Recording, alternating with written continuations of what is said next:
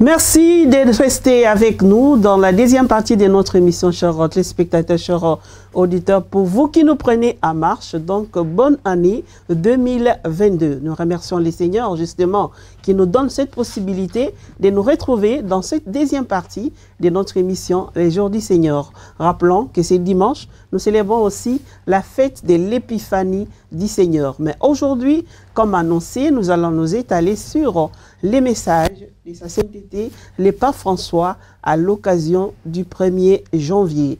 Pour en parler, nous recevons dans cette émission, les Jours du Seigneur, le deuxième secrétaire général adjoint, M. l'abbé Georges Kalinga, qui est avec nous sur ce plateau, qui va nous donner justement l'économie de ces messages. M. l'abbé, bonne année.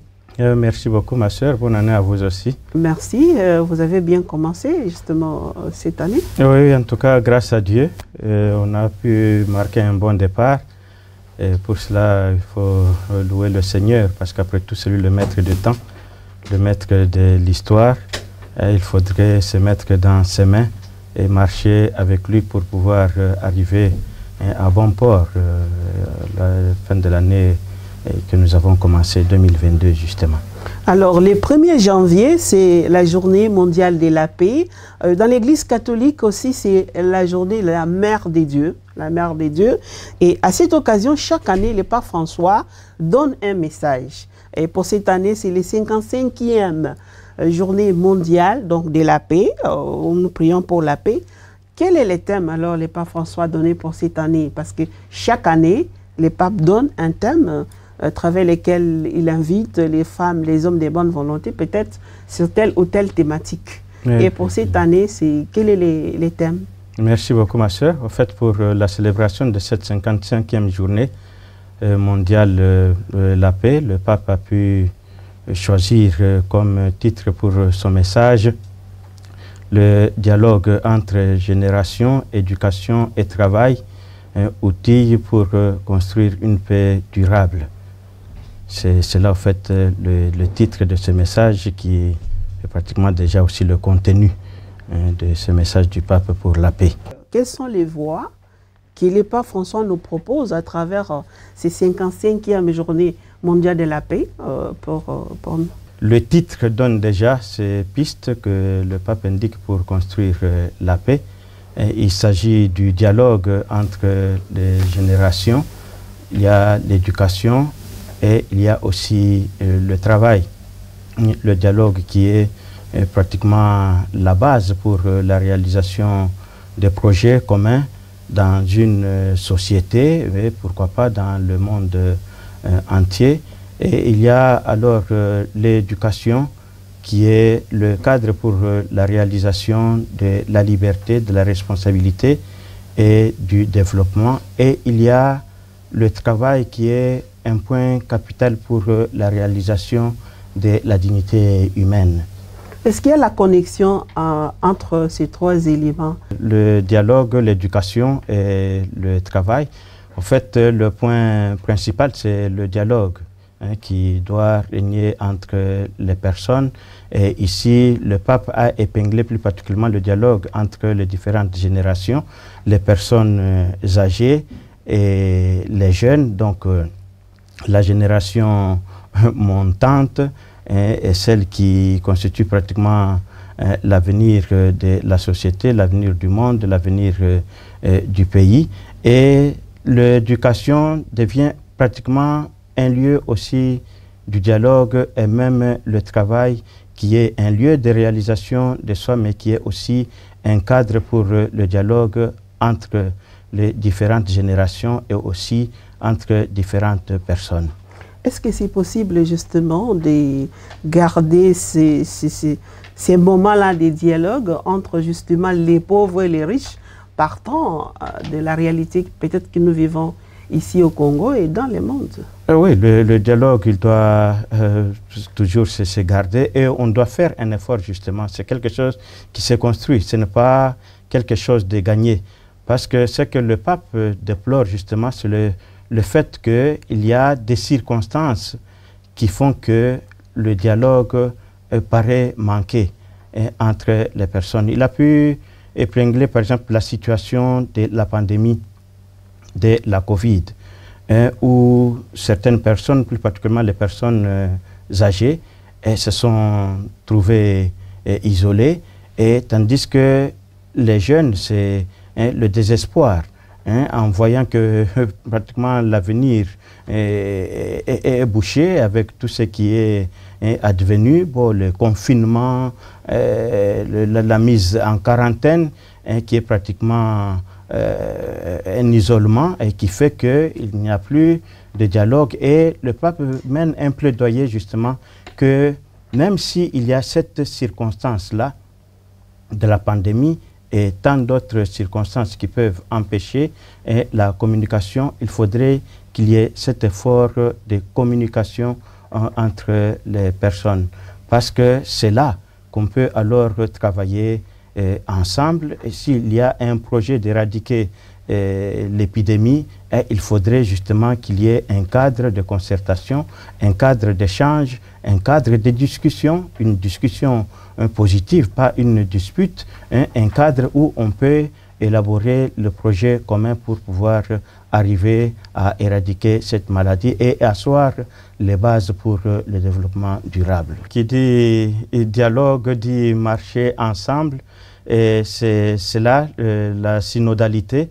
Synode signifie marcher ensemble, et l'itinéraire dans lequel nous sommes actuellement de préparation du synode des évêques qui va se célébrer en 2023, en octobre plus précisément 2023, c'est un itinéraire de la marche ensemble.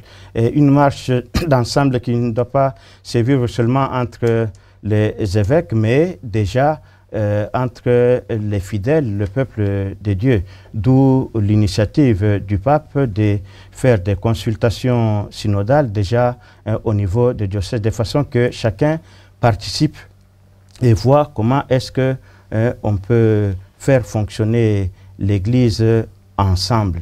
Et qui dit faire fonctionner l'Église ensemble, marcher ensemble, dit aussi comment on peut construire la paix ensemble, comment on peut promouvoir le développement ensemble. Alors, justement, en restant sur ces messages, comme vous disiez tout à l'heure, les trois concepts qui font même les contenus de ces messages, vous avez parlé du dialogue, l'éducation et le travail. Je ne sais pas si les messages du pape pourra trouver écho en République démocratique du Congo, quand on sait que notre pays vit une situation de guerre depuis quelques années. Est-ce que les messages du pape peuvent apporter quelque chose de plus? Parce que ce n'est pas du nouveau ici chez nous. Et non, bon, effectivement, le message ici, il vient à point nommé. Et il va beaucoup apporter à notre pays. Parce que quand nous voyons le contexte dans lequel le pape situe son message, il part au fait de l'histoire du peuple d'Israël, de l'Ancien Testament. Et là, si vous permettez, on peut lire les premiers paragraphes de ce message, et qui sont très très importants et éclairants pour notre pays, pour notre peuple. Le message commence par ces paroles. Comme ils sont beaux sur les montagnes, les pas du messager qui annonce la paix. Ces paroles sont tirées du livre du prophète Isaïe, chapitre 52, verset 7. Et le pape poursuit, justement, partant de là, ces paroles du prophète Isaïe expriment la consolation, le soupir de soulagement d'un peuple exilé, épuisé par la violence et les sévices, exposé à l'indignité et à la mort. Et le pape poursuit en épinglant un autre prophète, le prophète Baruch. Donc le prophète Baruch s'interrogeait: pourquoi donc, Israël, pourquoi es-tu exilé chez les ennemis, vieillissant sur une terre étrangère, souillé par le contact des cadavres, inscrit parmi les habitants du séjour des morts? Le livre de Baruch, chapitre 3, versets 10 à 11. Et le pape poursuit: pour ces gens, l'avènement du messager de paix signifiait l'espérance d'une renaissance sur les décombres de l'histoire le début d'un avenir radieux. Quand nous considérons ce contexte, on a l'impression que le pape, c'est vrai, il a la sollicitude paternelle, la sollicitude pastorale pour le monde entier, mais on a l'impression qu'il s'adresse vraiment à nous de façon particulière, à nous Congolais, en considérant le contexte dans lequel nous vivons.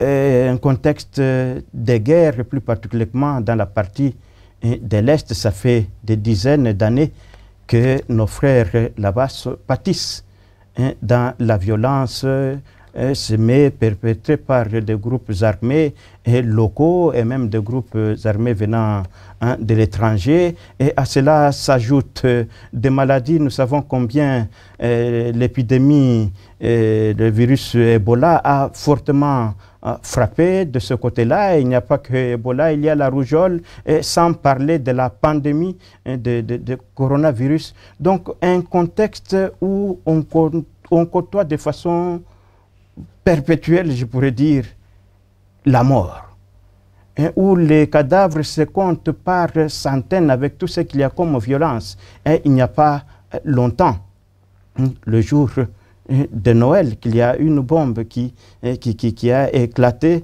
ou un kamikaze qui s'est fait exploser au milieu des hommes à Béni, et tout cela pour, en fait, s'aimer la mort. Donc le message, c'est vraiment un point nommé pour justement nous. Un message d'espérance qui vient justement nous dire que nous voilà, le Messie qui est venu, celui-là que nous avons accueilli, c'est lui le messager, le prince de la paix, et il vient justement nous apporter la paix. Mais nous apporter la paix à condition que nous accueillions cette paix. Qu'est-ce qu'il faut faire? À condition que nous nous impliquions justement dans la construction de la paix.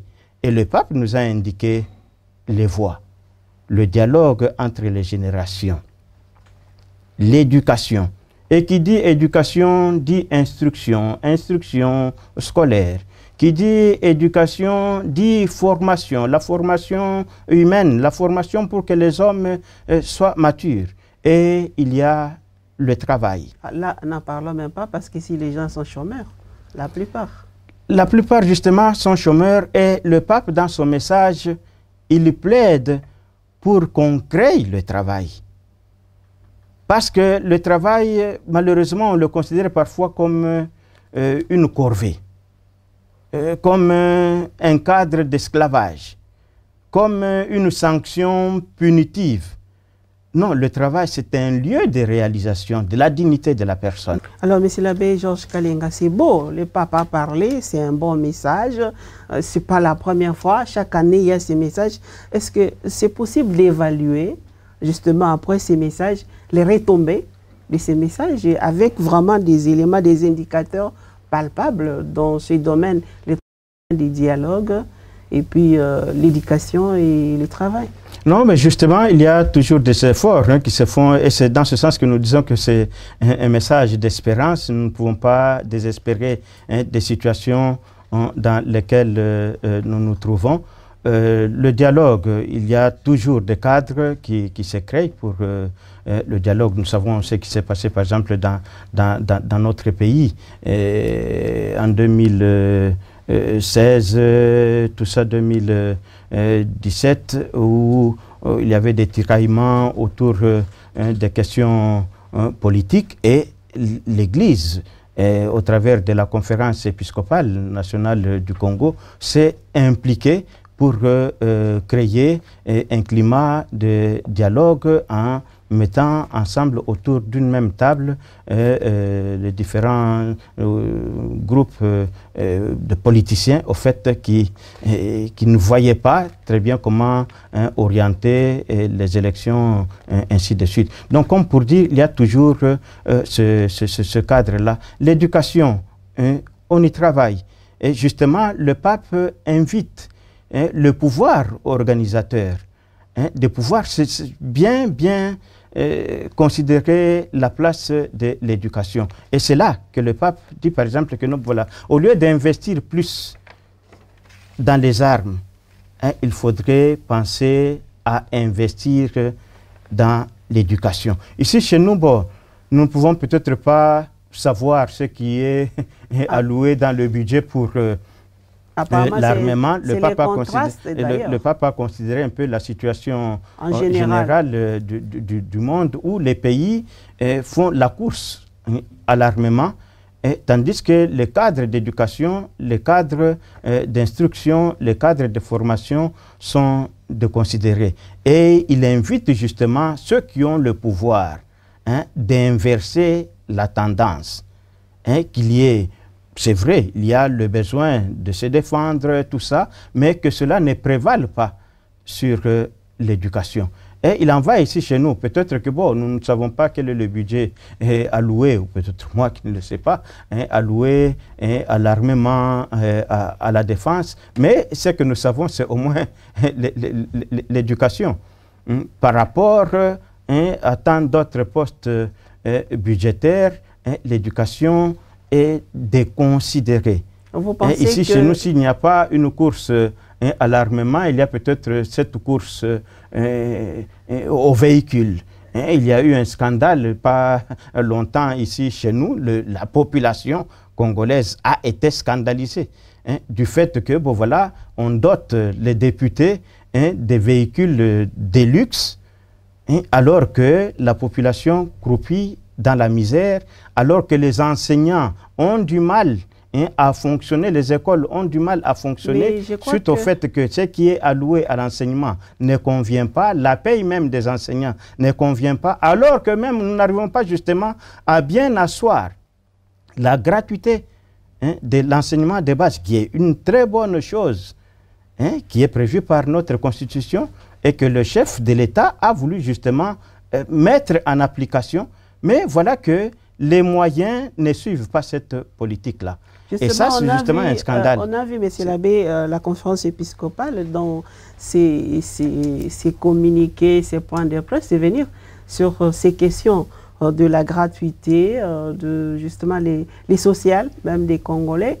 Est-ce que vous pensez que l'aspect de l'éducation, si l'éducation est négligée, c'est un bombe à retardement pour les pays? Non, bombe à retardement, en fait, on ne peut pas penser construire un pays sans l'éducation.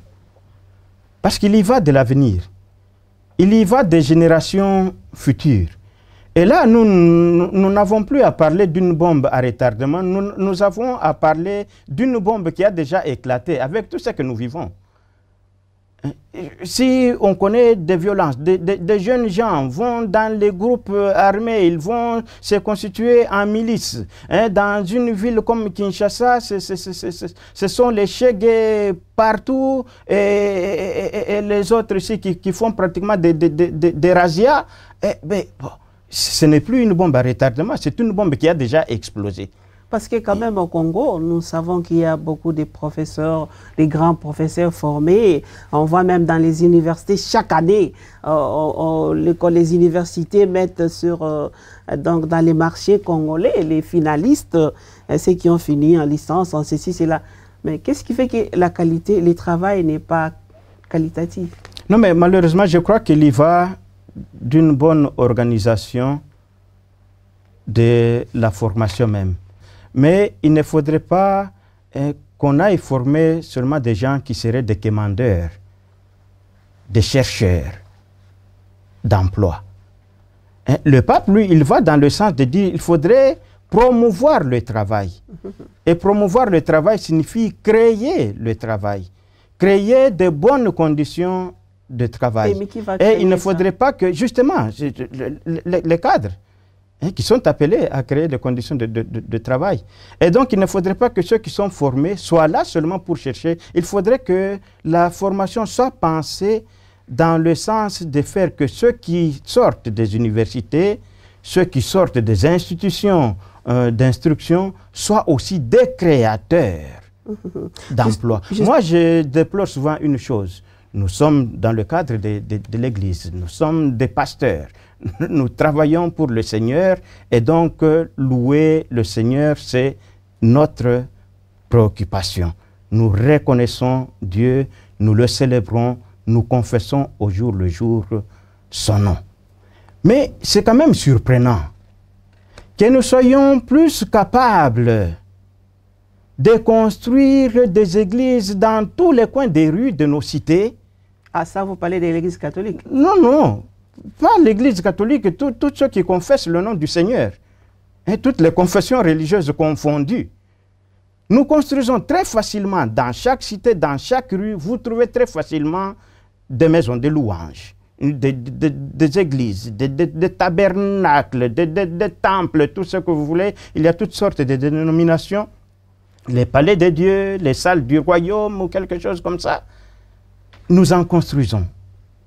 Mais nous avons du mal à construire des écoles. Alors, nous avons du mal à construire des entreprises, ne fût-ce que des petites entreprises pour fabriquer des aiguilles, pour fabriquer des cure-dents. Mais ça pose quand même problème. Alors, pourquoi est-ce que nous avons cette facilité de créer plus de lieux de culte plutôt que des lieux où les gens peuvent travailler et réaliser aussi leur dignité humaine? C'est une question. Alors, on donnera raison à Nietzsche qui parle de la religion comme l'opium du peuple, en quelque sorte, c'est-à-dire les gens sont plus dans la louange, on est lié à la religion, qui n'est pas vrai d'ailleurs. La religion n'est pas en elle-même opium du peuple, mais il y en a qui utilisent la religion pour endormir le peuple. Justement, il y en a. Voilà, Monsieur l'abbé, vous avez 3 minutes, hein, la toute dernière question. Justement, les papes parlent du travail comme voie pour la paix. Vous avez essayé de parler comment garantir, promouvoir le travail qui construit même la paix. Comment faire ici chez nous, au Congo, concrètement, pour qu'il y ait cette paix dans le monde du travail? Bon, effectivement, je venais de l'épingler. Il faudrait d'abord créer le travail et faire que le travail soit bien perçu. Ici, chez nous, vous l'avez souligné d'ailleurs, les gens ont l'impression que le travail, c'est un cadre de punition. Peut-être parce que la rémunération ne suit pas, non. Le travail en lui-même, c'est un lieu de réalisation. Avec le travail, on contribue à la paix. Avec le travail, on contribue au développement du pays. Chacun devrait être fier de dire, tiens, bon voilà, moi par mon travail, j'ai contribué à la réalisation de telle ou telle chose. Par mon travail, j'ai contribué à l'avenir du pays. Mais malheureusement, ici chez nous, on a l'impression que non, les gens se mettent plus dans une attitude d'attente. Que les autres travaillent pour eux, que les autres gagnent un tant soit peu ce qu'ils peuvent gagner et qu'ils les nourrissent. Et le pays ne pourra pas aller loin avec cela et nous ne pouvons pas construire la paix tant attendue si nous ne promouvons pas le cadre vraiment de réalisation de la dignité humaine en termes de travail. Je crois que M. l'abbé, ça, on pourra y revenir dans les jours à venir comme émission parce que c'est un sujet qui englobe beaucoup d'aspects au même moment. Vous ne pouvez pas demander aux gens d'aller travailler s'il n'y a pas de travail, ou vous ne créez pas des usines où les gens vont travailler. Alors par conséquent, les gens vont aller dans les mines, creuser, chercher ici et là.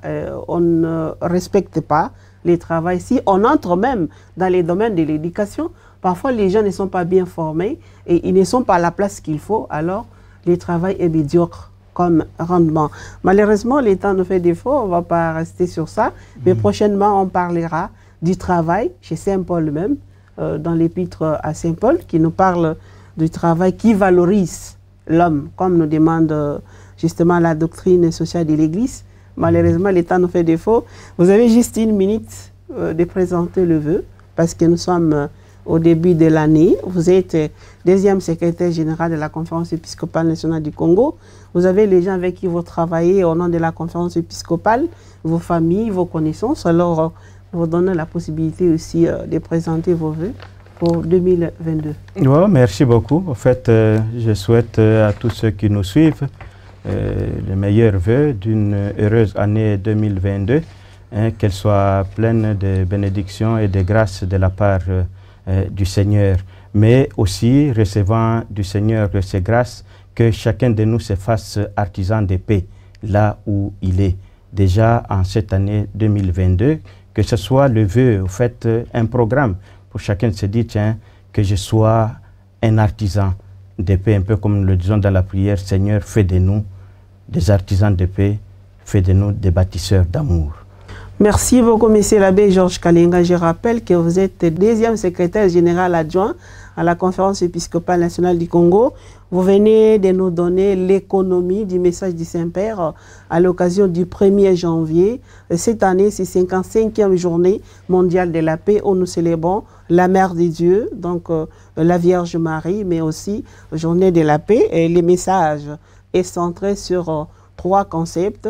Donc, il y a d'abord les dialogues, l'éducation et le travail.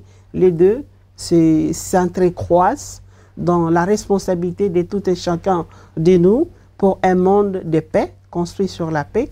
Donc, l'invitation est lancée à nous tous, chacun, là où il est, d'être artisan de paix pour cette année 2022.